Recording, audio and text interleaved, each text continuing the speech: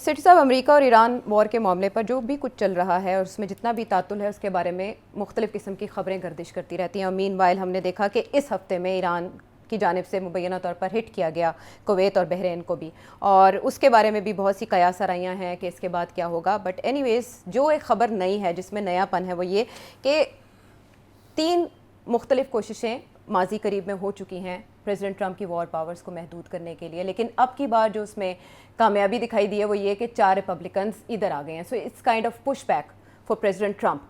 आप क्या समझते हैं कि with the passage of time, जैसे जैसे वॉर प्रोलॉन्ग होती जा रही है, ये पुश बैक मजीद बढ़ेगा और कॉन्सिक्वेंसेस भी सामने आएंगे, या ये सिर्फ यहीं तक महदूद है और इसके बाद भी इसमें रुकावटें होंगी और सिंबॉलिक है, इससे ज़्यादा कुछ नहीं? नहीं, सिंबॉलिक नहीं है, पुश बैक डेफिनेटली है। ये 4 रिपब्लिकन्स चले गए हैं डेमोक्रेट्स की तरफ और उसकी वजह से ये रेजोल्यूशन पास हो गया। अगर ये ना जाते तो रेजोल्यूशन ना पास होता। अब ये जाएगा आगे सेनेट में जी। वहाँ एक आध की ज़रूरत है उनको, इक्वल है मोरलेस जी। वहाँ चांसेस हैं कि ये वहाँ भी पास हो जाएगा ये रेजोल्यूशन। अच्छा, तो अगर ये पास हो जाता है तो then it's house, it's a resolution of Congress. अच्छा, फिर इसकी तकलीफ़ होगी डोनाल्ड ट्रंप को, इसमें कोई शक नहीं है। और ये कांग्रेस कह सकती है कि आप ये बताएं, ये बताएं, ये बताएं, ये क्यों कर रहे हैं, ये करने से पहले हमसे पूछें वगैरह वगैरह। ये क्या, इसके बावजूद जिस तरीके से डोनाल्ड ट्रंप आइन को इंटरप्रेट कर रहा है और एग्जीक्यूटिव ऑर्डर्स चला रहा है, मैं नहीं समझता कि डोनाल्ड ट्रंप कांग्रेस को ख़ास घास डालेगा। अच्छा, सदारती वीटो का मामला भी आ सकता है इसमें? बहुत कुछ हो सकता है। अच्छा। डोनाल्ड ट्रंप के ऊपर पुश बैक है, मगर क्या उन्होंने कहने लंगड़ा कर देगा? नहीं। अच्छा। वो फिर भी वही करेगा जो उसने करना है, क्योंकि वो एग्जीक्यूटिव ऑर्डर्स, इतने पावरफुल एग्जीक्यूटिव ऑर्डर्स पास कर रहा है और एडमिनिस्ट्रेशन जो है बिल्कुल जिसे कहते हैं डरी हुई है। जो डोनाल्ड ट्रंप कहता है वो करते हैं। अच्छा। अटॉर्नी जनरल, जस्टिस डिपार्टमेंट, ये सब जो हैं आगे लगे हुए हैं। और सो आई थिंक ये आपकी बात सही है, पुश बैक है, बट क्या इसके साथ क्या कांग्रेस जंग को रोक सकती है? मेरा नहीं ख्याल। ठीक है। अच्छा सेठी साहब, मीनवाइल और भी वहाँ पर एफर्ट्स हो रही हैं, जो अमेरिका में हमने देखा कि यूक्रेन को हथियार फराहम करना हो या रशिया पर मज़ीद पाबंदियों का मामला हो, इस तरह की करारदादों में तो अमेरिका काफ़ी आगे निकल चुका है। तो एट द सेम टाइम आप ईरान वॉर के हवाले से महदूद कर रहे हैं इख्तियारात को, और दूसरी तरफ आप यूक्रेन में वेपन्स की फराहमी और रशिया पर पाबंदियों की हिमायत भी कर रहे हैं, तो ये कैसा रवैया है? बिल्कुल ऐसे ही है। कांग्रेस अपना मूड दिखाना चाह रही है डोनाल्ड ट्रंप को, कि वो ये समझती है कि ये जंग जो है ये इसकी ज़रूरत नहीं है, इसमें हमें नुकसान ही होगा। अच्छा। मगर दूसरी जंग जो है, जो यूक्रेन के अंदर जो सपोर्ट किया जा रहा है, वहाँ पूरा वो जो लॉबीज़ हैं, राइट विंग लॉबीज़ और पेंटागन की लॉबीज़, वो अभी भी यही समझती हैं कि रूस को हमें कन्फ्रंट करना है, चाइना को कन्फ्रंट करना है और यूक्रेन के अंदर उनको इमदाद देनी है हमने, और रूस को आगे नहीं बढ़ने देना। तो ये सो आई थिंक बात सही है कि एक तरफ ये कर रहे हैं, दूसरी तरफ ये कर रहे हैं, मगर आई थिंक दोनों थिएटर्स जो हैं ऑफ वॉर फ़र्क है। अच्छा। एक थिएटर वॉर जो है यूक्रेन वाला, वहाँ बहुत सपोर्ट है, यूरोप की भी सपोर्ट है और अमेरिका के अंदर भी उस एंटी रशिया सपोर्ट है। और दूसरा जो थिएटर है, वो जो ईरान वाला थिएटर है, वो इसलिए सपोर्ट अब आहिस्ता आहिस्ता कम हो रही है क्योंकि वहाँ हार रहे हैं ये लोग, एंड वहाँ ने डर ये है कि अगर डोनाल्ड ट्रंप ने बूट्स ऑन ग्राउंड का कर दिया इरादा तो फिर बहुत बड़े मसले बन जाएंगे। सो आई थिंक इस किस्म की सूरत हाल चल रही है। कांग्रेस जो है वो कोशिश कर रही है कि किसी न किसी तरीके के साथ अपनी रिट जो है उसको चलाए। अच्छा। मगर डोनाल्ड ट्रंप ने करना वही है जो उसका दिल करेगा, और कांग्रेस मैं समझता हूँ उसको यूक्रेन के अंदर भी इन्फ्लुएंस नहीं कर सकती, मैं समझता हूँ, और मिडल ईस्ट के अंदर भी इन्फ्लुएंस नहीं कर सकती। जो वो फैसला करेगा वो इम्प्लीमेंट हो जाएगा। अच्छा, जहाँ रशिया यूक्रेन की बात हुई तो यूक्रेनियन प्रेसिडेंट की तरफ से जो ओपन लेटर लिखा गया है रशिया को मुज़ाकरात की वन ऑन वन दावत, आप इसे किस बात का मज़हर समझते हैं? यूक्रेन जो है वो कंसीड कर रहा है इस जंग के हालात में, उसकी तरफ से इस तरह का लेटर सामने आना क्या बताता है?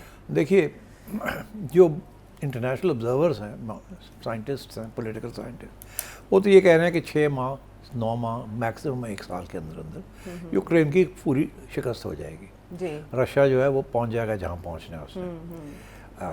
उस पर एक शर्त है कि यूक्रेन को और हथियार ना दिए जाएं और पैसे भी रोके जाएं जी। मगर उसके बावजूद वो समझते हैं कि ज़्यादा देर यूक्रेन नहीं रास कर सकता। और रशिया की भी यही कोशिश है कि जल्दी से जल्दी किया जाए, मगर मुश्किलात हैं। It's a full flash war, काफ़ी अर्सा हो गया वॉर को चलते हुए, मगर अभी मेजर प्रेडिक्शंस यही हैं कि अगर थोड़ी सी भी रुकावट हो गई in supply of weapons and money to Ukraine's government, तो रशिया जो है वो 6 से 9 महीने के अंदर अंदर और टेरिटरी सीज कर लेगा और फिर डिक्टेट करेगा टर्म्स। इसके बरक्स यूरोप के अंदर एक पूरी इत्तेहाद बन रही है कि अब अमेरिका हमारे साथ नहीं है तो हमें खुद अपना एक बनाना पड़ेगा इत्तेहाद और रशिया को कन्फ्रंट करना है। किसी किस्म की नरमी वो यूरोपियंस नहीं दिखाना चाह रहे, और यूरोपियंस के अंदर यूके भी शामिल है। बेसिकली फ्रांस, जर्मनी, यूके जो है ना, देर इन द लीड, और ये समझते हैं कि एग्जिस्टेंशियल थ्रेट है, बका का मामला, तो इसलिए रशिया को कन्फ्रंट करना है। और इन्होंने ही ये कोशिश कर रहे हैं कि किसी तरीके के साथ ज़ेलेंस्की को और स्ट्रॉन्ग किया जाए। अब अगर पुतिन मिलता है ज़ेलेंस्की को तो ज़ेलेंस्की को लेजिटिमेसी मिलती है जी, तो इसलिए ये मेरा ख्याल है पुतिन तो ये नहीं मानेगा। वो कहेगा हाँ बात करने के लिए तैयार है, मगर पुतिन के साथ मुलाकात ज़ेलेंस्की की नहीं होगी। ठीक, I don't think he allow that. Europeans की ये कोशिश है किसी तरीके के साथ पुतिन के साथ बराह रास्त हो। पुतिन यूरोपियंस के साथ तो बात कर लेगा मगर ज़ेलेंस्की के साथ नहीं करेगा। So that's my assessment, and इसीलिए ये बात फ्लोट की गई है कि ज़ेलेंस्की के साथ बात करो। अच्छा, बिकॉज ज़ेलेंस्की के साथ बात करना तो फजूल है, बिकॉज ज़ेलेंस्की तो डिटर्मिंड है ना कि हमने नहीं रूस को आगे बढ़ने देना और हमने नहीं करना। और ज़ेलेंस्की इस वक्त प्यारा बन रहा है यूरोप का, तो इसलिए आई थिंक ये भी एक चाल है, but I don't think it will get anywhere. Europe के लाडले की तरफ से इस तरह का लेटर एक तो यूरोप की भी कमज़ोरी ही बता रहा है, दूसरी तरफ रशियन ऑफिशियल्स का ये कहना कि अभी तक व्लादिमीर पुतिन ने ये लेटर देखा ही नहीं, और जो वेन्यूज़ इसमें सजेस्ट किए गए हैं उनके जवाब में रशिया ने कहा है कि आप मॉस्को आ जाएं। आपको ये बात लेटर से आगे जाती, मुलाकात तक पहुंचती, या उनका मॉस्को ट्रैवल करना दिखाई दे रहा है? अगर नहीं, मुझे नहीं पता, नहीं देखिए पुतिन नहीं मिलेगा ज़ेलेंस्की को। अगर वो मॉस्को ट्रैवल करने का इरादा भी जाहिर करें तो नहीं मिलेंगे, पुतिन नहीं मिलेगा। Okay, I don't think so, that's my assessment. I think अगर पुतिन मिलता है तो कमज़ोरी है फिर, और ज़ेलेंस्की की जीत है कि वो वहाँ पहुँच गया और नेगोशिएट कर रहा है। रशिया तो कहता है नेगोशिएशन है ही कोई नहीं, जो नेगोशिएशन है वो तो नेटो के साथ करनी है ना, कि सब तब प्रॉब्लम तो नेटो ने क्रिएट किया है। Zelensky is just a stooge, वो तो नेटो की, जो नेटो कहता है वो करता है। तो अगर यहाँ से कोई जाते हैं, यूरोप से कोई जाते हैं पुतिन से बात करने के लिए, तो फिर पुतिन बात कर सकता है अगर यूरोपियन लीडर्स जाते हैं तो। मगर ज़ेलेंस्की को तो मानता ही नहीं है, वो तो कहता है इलिजिटिमेट है ये, वो तो कहता है डिक्टेटर है, इलिजिटिमेट है, इसको ज़बरदस्ती इस पर बैठाया गया कुर्सी के ऊपर, हम इसको नहीं मानते। बल्कि वो तो रिमूव करने का मुतालबा करते रहे इनको, तो इनके साथ बात कैसे कर लेंगे, ये खारिज इम्कान है। और सेठी साहब का तजिया इससे पहले ये बताता रहा है कि रूस कामयाबी के साथ अपने अहदाफ हासिल कर रहा है, तो इस जंग में वो किसी भी किस्म की मुदाखलत नहीं देखेगा, चाहे वो इस तरह के मुज़ाकरात की ऑफ़र की सूरत में हो।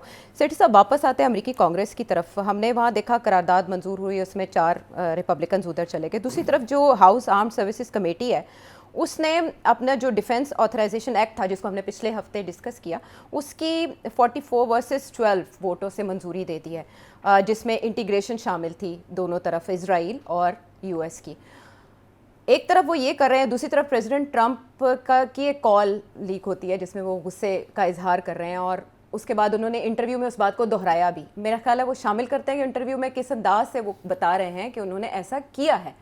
जी, You had a phone call with Bibi Netanyahu, the Prime Minister of Israel, in which you were angry with him. You said, "Are you effing crazy? What are you effing doing?" I helped you stay out of jail. Is that true? Did you speak to him in those terms? I did. I wouldn't say angry. I was a little bit perturbed at his constantly fighting with Lebanon. You know, at some point I said, Bibi, we got to stop this. ये friendly fire है या इससे ज़्यादा कुछ है? वाकई नाराज़गी और खफगी का इजहार इस तरह कर सकते हैं जिस तरह बता रहे हैं? देखिए, आपने मेरा ओपिनियन मांगा, ये सब ड्रामा है, फॉल्स फ्लैग है ये अगर ऐसी बात है हुई है तो कभी लीक ना होती। ये लीक करवाई गई है कि ये हमने बातें ऐसे की हैं। अच्छा, नेतन्याहू का जवाब जो आया है इसका, वो देखने वाली बात है। ये नहीं कि यहाँ इसने क्या कहा है। नेतन्याहू ने कहा हमारी तो बड़ी दोस्ती है, मेरे तो लीडर हैं वो, और मगर हम वही करेंगे जो हम करते हैं, ऐसे ही कहा। और साथ ही उसने और बमबारी शुरू कर दी है लेबनान, बेरूत के ऊपर फर्दर अप, और भी गाज़ा के अंदर भी उन्होंने और भी इंक्रोचमेंट शुरू कर दी। तो ये सिर्फ ड्रामा है। ये डोनाल्ड ट्रंप एक कंस्टिट्यूंसी है अपनी, जिसको जो कह रहे हैं कि जी ये अमेरिका की जंग नहीं है, ये इसराइल की जंग है, और अमेरिका को नेतन्याहू जो है ना इसको पकड़ के ले जा रहा है नाक से। ये एक पूरा एक वहाँ एक इम्प्रेशन क्रिएट हो गया, परसेप्शन क्रिएट हो गई कि डोनाल्ड ट्रंप जो है ये अमेरिका के फ़ायदे में नहीं है ये जंग, ये इसराइल की जंग है और डोनाल्ड ट्रंप को चला रहा है नेतन्याहू। तो ये ज़रूरी था डोनाल्ड ट्रंप को ये इम्प्रेशन देना कि नहीं नहीं मैं आई एम इन चार्ज, ठीक, स्टीयरिंग मेरे पास है। हाँ। तो ये मेरा ख्याल है ये सोच समझ के ड्रामा किया गया। अच्छा, क्योंकि देखिए इस किस्म की ज़ुबान हाँ, इस्तेमाल नहीं होती, और वो भी एक अपने एलाई के साथ जो कि जिन्होंने कहते हैं ना हर जगह तक पहुँचे और मैं उनकी लफ्ज़ इस्तेमाल करा। ठीक है, काफ़ी है। तो समझ गए ना। हाँ, आपने कहा नाक से पकड़ के चला रहे, काफ़ी है। काफ़ी है, मगर वो पहुँचा कहीं और है जी। तो इसलिए और फिर ये लीक करना और फिर ये इंटरव्यू में कराना, कंफर्म करवाना कि ऐसी बात हुई है कि नहीं। हाँ, तो ये भी इसमें सारी निशानियां हैं। रिग्ड है, ये सब प्लान्ड है ये। अच्छा, एंड और उसमें वही है कि इजराइलीज को नेतन्याहू कह रहा है हाँ, कि मैं जो करूँगा करूँगा, मैं तो डटा हुआ हूँ, हाँ, मुझे कोई और परेशानी डोनाल्ड नहीं, ट्रंप अमेरिका अपनी साथ है। कंस्टिट्यूंसी को कह रहा है मैं तो तकड़ा हूँ, डांट वो भी कौन देता होते हैं मुझे सवाल ही पैदा नहीं होता, देखो मैंने क्या कह दिया। हाँ, तो दोनों अपने अपनी कंस्टिट्यूंसीज को ये बता रहे हैं कि हम इंचार्ज हैं, बट एक्चुअली मिले हुए हैं दोनों। एंड ये हो नहीं सकता कि अमेरिका कहे इसराइल को कि ये काम नहीं करना और इसराइल वो काम करे। सारा रोटी पानी इसराइल का जड़ा है वो अमेरिका के नाल है। और अभी आपने बताया जी, कि कैसे अमेरिकन और इसराइली मिलिट्रीज जो हैं दे ऑलरेडी उनकी इंटीग्रेशन जो है जो डिफेंस convergence, बिल के अंदर आ रही है। जी, तो अब वो जो पहले था ना खतरा कि इसराइल को पैसे बंद कर दें, कम कर दें, सारा ख़त्म हो गया। जैसे मैंने आइंदा का भी बंदोबस्त कर रहे हैं। उन्होंने पक्का कम कर लिया। जी, और ये होगा ये कि अब आपको पता भी नहीं चलेगा कि कितने पैसे और कितने हथियार इसराइल को जा रहे हैं, बिकॉज ये डिफेंस बिल जो है ना जैसे यहाँ है ये एक वन लाइन आइटम ही होता है, जिसमें कोई डिटेल्स नहीं दिए जाते कि जी कितने पैसे किस चीज़ पे खर्च होंगे, मोटी मोटी बातें लिखी जाती हैं, इसको खुफिया रखा जाता है डिटेल्स। कौमी सलामती का मामला यहाँ भी हमारे यहाँ भी एक लाइन होती है, वहाँ 4 लाइनें हो जाती हैं, 10 लाइनें हो जाती हैं। तो आगे से जो इसराइल को जो कुछ मिलेगा थ्रू इंटीग्रेशन वो आपको नहीं पता चलेगा कितने बिलियन डॉलर्स की उनको इमदाद जा रही है, कौन से हथियार जा रहे हैं। स्पेकुलेशन होगी मगर डेटा नहीं होगा उसके ऊपर, और फिर काउंटर भी नहीं किया जा सकेगा, तनकीद भी नहीं की जा सकेगी। तो आई थिंक ये देखिए this is all part of the same plan अच्छा, कि एक तरफ कांग्रेस चाह रही है कि जी हमारी सुप्रेमेसी जो है वो इस्टेब्लिश हो, मगर है नहीं। हाँ, दूसरी तरफ डोनाल्ड ट्रंप जो है वो कह रहा है मैं I am in charge, this is not Israel's war, this is America's war. और उधर इसराइल कह रहा है कि अमेरिका तो जो करेगा हम जो करेंगे करेंगे, because it is a question of our existential survival. So I think this is all मिली भगत। Israel, Donald Trump and Netanyahu ऐसे हैं। नेतन्याहू कोई कुछ नहीं कर सकता, और इसीलिए डोनाल्ड ट्रंप ने इसी वक्त अब तक ये अग्री नहीं किया कि जो लेबनान का जो इशू है वो ईरान के साथ सेटल करना है कि नहीं करना। इसराइल के कहने के ऊपर वो नहीं सेटल कर रहे। ईरान का ये मौक़िफ़ है कि जो भी आप डील करेंगे वो लेबनान को भी अप्लाई करेगी, और इसराइल ने ये डोनाल्ड ट्रंप को कहा कि नहीं लेबनान को बाहर रखो। और जब आप बात कर रहे हैं तो इन द मीन वाइल ये बात जो लंबी चल रही है, इसराइल ने ये टाइम मांगा डोनाल्ड ट्रंप से कि खींचो इसको, राइट, जल्दबाजी ना करो, हमें मौका दो, हम लेबनान को पहले जाके before you commit yourself to a deal जिसके अंदर लेबनान भी आ जाता है, उससे पहले हम जाके जो ज़मीन हमने वहाँ लेनी है, जो चीज़ें करनी है वो हम कर लें। हिज़्बुल्लाह को जितना भी नुकसान पहुँचा सकते हैं पहुँचाएँ, जितनी ज़मीन ले सकते हैं ले, और फिर वहाँ बैठ जाएं, जैसे इन्होंने सीरिया के अंदर भी ली है और जॉर्डन में भी ली है, अब गज़ा में भी ले ली है, उधर सब जगह पे ले ली है उन्होंने। तो इसलिए I think this is part of the same plan कि अभी कोई डील नहीं हो रही जब तक इसराइल ग्रीन लाइट नहीं देगा।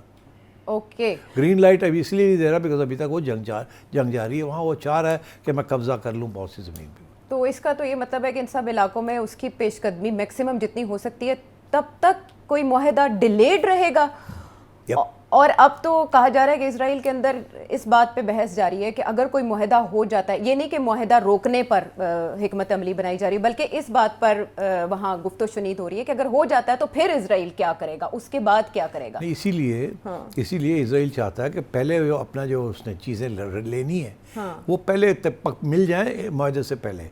ईरान इसीलिए चाहता है फ़ौरन हो जाए बिफोर इसराइल जो है वो बाकी हब्स कर ले, तो इसीलिए ईरान स्कीम की जल्दी से हो। मगर डोनाल्ड ट्रंप जो है वो गेम खेल रहा है, चला रहा है इसको। ठीक। हर बात के ऊपर अग्रीमेंट अंडरस्टैंडिंग होती है तो फिर तब्दील कर देता है, फिर इधर चला जाता है, फिर ये करता है जी। अच्छा, मगर ये डोनाल्ड ट्रंप के लिए भी टाइम जो है ना वो ख़त्म हो रहा है, बिकॉज अब वो मिड टर्म्स आ रहे हैं, इन्फ्लेशन बढ़ रही है, तेल की कीमत फिर बढ़ रही है। कोशिश वो करता है कि वो कोई ना कोई ऐसा बयान दे दे जैसे लगता है कल डील होने लगी है, मगर फिर वो तेल की कीमत गिरती है, फिर उसके बाद फिर वो गड़बड़ हो जाती है, लड़ाई झगड़ा शुरू हो जाता है, फिर तेल बढ़ जाता है। तो अभी तक आपने देखा कितने दिन हो गए हैं, तो अच्छे लंबे चौड़े दिन हो गए हैं जब से हम सुन रहे हैं कि कल डील हो रही है, कल डील हो रही है, सारा कुछ तय हो गया। हर रोज़ डोनाल्ड ट्रंप ये कहता है। अभी अमेरिका में एक प्रोग्राम था बड़ा इंटरेस्टिंग, स्टुअर्ट का, उसने ये पूरा दिखाया है कि कितनी दफ़ा उसने कहा कि डील कल हो जाएगी। अच्छा, एक कॉम्बिनेशन उनकी वो कहता है 2-3 महीने हो गए, हर रोज़ यही कहता है, हर दूसरे दिन ये कहता है बड़ी very close to deal, deal होने वाली, डील होने वाली। तो क्या कह के तो कीमत को उसने मार्केट को कंट्रोल में रखा हुआ है। इसी तरीके के साथ लोग जो हैं इसकी जो भी बयान देता है उसको एनालाइज करते हैं, और ये इस्टेब्लिश हो गया है कि जो बयान ये देता है ऑन मिडिल ईस्ट, उसके साथ इसके कितने अरबों डॉलर बनते हैं डोनाल्ड ट्रंप की फैमिली के, और स्टॉक मार्केट को कैसे मैनिपुलेट किया जा रहा है कि कोई पॉजिटिव बयान देता है और डील होने लगी जी कल परसों, तेल गिर जाता है, जिन लोगों ने ख़रीदना होता है वो तेल ख़रीद लेते हैं, फिर उसके बाद फिर ठाठ होनी शुरू हो जाती है, फिर तेल बढ़ जाता है, फिर वो बेच देते हैं। इस पे तो बेट्स लगती हैं हफ्ते के तो आगाज़ ये में कोई this is what's going on, और लोगों ने स्टेटमेंट बिल्कुल पूरा इसको एनालाइज किया है चार्ट वाइज अच्छा। कि डोनाल्ड ट्रंप ने यहाँ ये बात कही पॉजिटिव तो तेल की कीमत गिरी, यहाँ उसने नेगेटिव बात की तो तेल की पैटर्न। हाँ, तो उन्होंने पूरा एस्टैब्लिश कर दिया है। And they are saying that he is, इन्होंने कोई डोनाल्ड ट्रंप साहब ने कोई 2-3 अरब डॉलर्स बना लिए इनकी फैमिली ने। तो ये इस किस्म की चीज़ें हो रही हैं वहाँ। और डोनाल्ड ट्रंप मेरा ख्याल है ये समझता है कि देखिए ये मेरी तो आखिरी टर्म है, मुझे और कोई टर्म नहीं मिलनी, क्योंकि इसी के ऊपर वो डिस्कशन भी शुरू हो गई है ना कि जेडी वैंस आगे खड़ा होगा या रूबियो खड़ा होगा, और लोगों ने इसको पूछा कि इन दोनों में से किसको आप सपोर्ट करेंगे, तो उसने ये नहीं कहा कि मैं तो खुद खड़ा होऊंगा, बिकॉज वो खड़ा हो नहीं सकता वो, और इसने कहा कि हाँ दोनों जो है मेरे बड़े प्यारे हैं, अब मगर मैं कोई नाम नहीं लूँगा। तो ये अब क्लियर हो गया कि this is his last second term, और सेकंड टर्म थर्ड टर्म नहीं होनी, कॉन्स्टिट्यूशनल अमेंडमेंट नहीं होने देनी किसी ने। तो इसलिए आई थिंक डोनाल्ड ट्रंप ने ये फैसला किया कि किसी तरीके के साथ ये हिस्ट्री, तारीख़ की ये किताबें जो हिस्ट्री बुक्स में ये ना लिखा जाए कि ही लॉस्ट द वॉर, तो वो आउट एग्जिट चाहता है, मगर साथ साथ बहुत मजबूर है, इज़ अ प्रिजनर, कैदी है इसराइल लॉबी का, जैसे कि सारे अमेरिकन सियासतदान हैं इसराइल लॉबी के कैदी है। So I think that is where the difficulty lies. और अब ईरान ने ये फैसला कर लिया है कि ठीक है, अगर ये बात है तो ठीक है, फिर हम भी किसी जल्दबाजी नहीं करेंगे। और अब जो उनके जो आयतुल्लाह हैं उनका जो बयान आया वो ये आया कि अगर अमेरिका जो है वो कहीं एक कोई बमबारी करता है तो हम उसकी 1.5 गुना बमबारी वापस करेंगे, हम इंतज़ार नहीं करेंगे कि टिट फॉर टैट। पहले ये था ना आप एक करते हैं एक हम करते हैं, अब वो कहते हैं हम 1.5 करेंगे। तो ये एस्केलेशन है, और अगर एस्केलेशन लैडर पे डोनाल्ड ट्रंप चढ़ गया तो बड़ा मुश्किल हो जाता है, फिर ये 1.5 से 2 हो जाती है, 2 से 2.5 हो जाती है, तो फिर you end up in the nuclear realm. तो इसलिए I think there are these issues. मेरा अपना ये ख्याल है कि अगले 15 दिन जो है ना दे आर वेरी क्रिटिकल।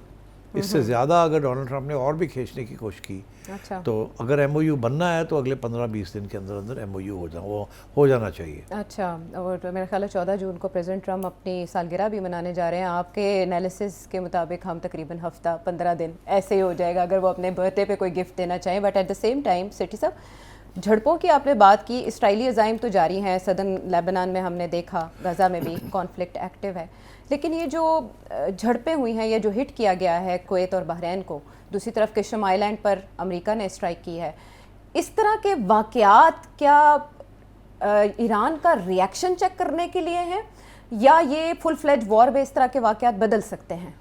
नहीं, अब फैसला लगता है ऐसे हो गया है कि पहले बहरीन तो इनके साथ था इसराइल के और लॉबी में, जी अमेरिका के साथ, इसराइल एंड अमेरिका मगर के साथ कुवैत थोड़ा ऐसे डगमगा रहा था। हाँ। मगर अब मेरा ख्याल है कुवैत का भी यही फैसला है कि वो अमेरिका और इसराइल के साथ खड़े होंगे। अच्छा, दैट्स व्हाट आई थिंक। तो अब रह गया पीछे सिर्फ एक अपना सऊदी अरेबिया और कतर, जी बाकी तो UAE भी चला गया, बहरीन भी चला गया, कुवैत भी मैं कह रहा हूँ चला गया, अब रह गया ओमान रह गया जी, और ये रह गए। तो आई थिंक ये नहीं जाएंगे। हालांकि धमकियां हो रही हैं मगर ये नहीं जाएंगे। अगर इस तरह के वाक़यात बढ़ते हैं या ईरान की जानिब से टारगेट किया और जाता अब ईरान टारगेट करेगा उन दोनों को बाकी। राइट। ओके सेठ साहब, दूसरी तरफ प्रेसिडेंट ट्रंप के जो अमेरिका की हद तक इकदाम हैं टैरिफ को लेकर, वो बहुत दावे करते हैं कि उन्होंने कितना अमेरिका को फ़ायदा पहुंचाया। दूसरी तरफ अदालतों की जानिब से भी ज़ाहिर है प्रेसिडेंट ट्रंप के इस तरह के इकदाम को चैलेंज किया जाता है, सब किया जाता है। बट अब उन्होंने जो टैरिफ आयद करने का फैसला किया 60 के करीब कंट्रीज़ में, और उसका बहाना बनाया कि फोर्स्ड लेबर होती है, उसमें जिन जिन ममालिक को शामिल किया गया उनमें से तो कुछ पर क्वेश्चन उठते हैं कि वहाँ ऐसा कहाँ रिपोर्ट किया गया, कहाँ देखा गया। तो ये किस तरीके से प्रेसिडेंट ट्रंप अपने टैरिफ को अब अप्लाई करने का इरादा रखते हैं? नहीं, ये देखिए ये धमकी है। डोनाल्ड ट्रंप के बारे में ये कहा जाता है कि वो डील करने से पहले धमकियाँ बहुत देता है और बहुत से ऐसे अनाउंसमेंट्स करता है जो कि इम्प्लीमेंट वो नहीं कर पाता। लेकिन अभी तक इंडिया के साथ इनका सेटलमेंट ही नहीं हुई जी, लेकिन वो होपफुल है कि जल्द हो जाएगा। यार कितने महीने हो गए होपफुल? लास्ट 6 महीने हो गए चल रहे हैं यार। 6 महीने हो गए। तो ये this is all game playing जी। और अभी भी ये भी गेम प्लेइंग है कि जो 10% टैरिफ सब मैं लगा दूंगा, फिर एक नई चाल चल पड़ी। अच्छा। मैं नहीं समझता कि this is going to amount to anything. ये सिर्फ प्रेशर है। और ऐसे लोग इसमें ऐसे मुल्क भी इंक्लूड कर दिए जहाँ फोर्स लेबर तो है ही कोई नहीं। ऑस्ट्रेलिया है, नॉर्वे है, इस किस्म के। तो वो सिर्फ उनको ऐसे के जैसे कि हम तो किसी को नहीं छोड़ेंगे, जहाँ भी हमें कुछ हम सूंघते हैं कोई गड़बड़ है कि नहीं। I don't think this will fly.